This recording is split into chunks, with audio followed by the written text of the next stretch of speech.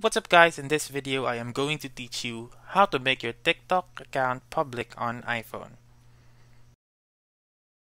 So let's start right away.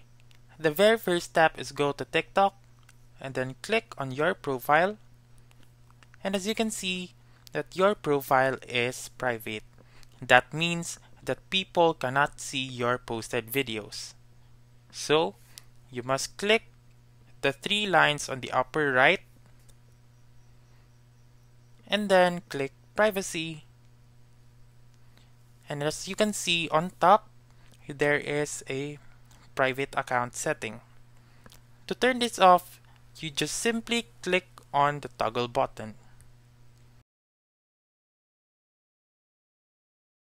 Press confirm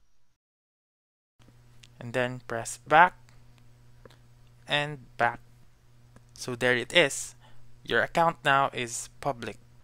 That's so easy, right? So that's all for this video. Let me know in the comments section if this works out for you. For more helpful tutorials like this, please subscribe to our channel and don't forget to click that notification bell. Thank you for watching and have a wonderful day.